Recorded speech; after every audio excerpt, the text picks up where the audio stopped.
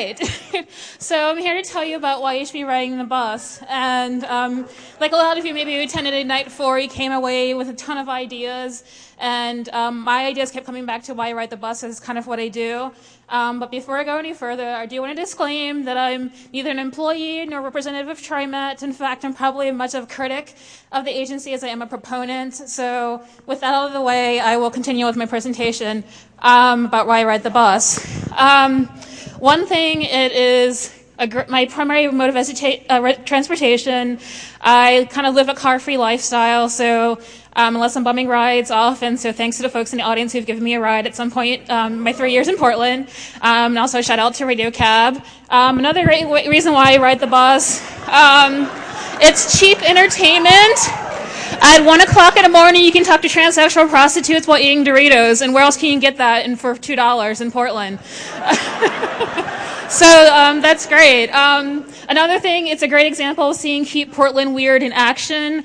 For example, I was riding the bus, and a guy decided to get a little bit more comfortable while he was talking on the phone, and he decided to take off his shoes and socks, and I thought, wow, that's really kind of interesting. Also, you might see pimps on the bus. Even pimps ride the bus. The pimp mobile might be broken down. He needs to get around. He rides the bus. So this is the kind of thing you look for on the bus. You make yourself not bored. And again, those quotes from Overheard and PDX have to come from somewhere. You notice a lot of them come from the bus. Keep your eyes and ears open, folks, because you're going to miss some great shit. There's also some great eye candy on the bus. There's really hot guys, hot girls, so you might meet your future ex-spouse on the bus. Another great thing about riding the bus, I call it mobile people watching, because you can sit down and watch people come and go. They come to you, and you can kind of go, that's an interesting person, and then move on. So maybe you're thinking, okay, Angel, I don't know about this talking to transsexuals at 1 o'clock in the morning, but I do want to ride the bus, so what should I do? The first thing you really need to do is kind of figure out what time of day. And if you are a Virgin Voyager, I highly recommend taking it in the morning. It smells cleaner, it's quiet, it smells like breakfast and coffee and freshly showered people. However, if you are a risk taker, I highly recommend taking it after dark. Because as the sun goes down, the chances of you getting contact high go way up. In fact, I think I got one on Tuesday night, so thank you, TriMet line number 6. I had a nice buzz Tuesday evening. So I do want to say a couple of things about your bus driver, because people have these romantic ideas about what a bus driver is. It's not Ralph Cramden. It's not Otto from The Simpsons. No, actually, it is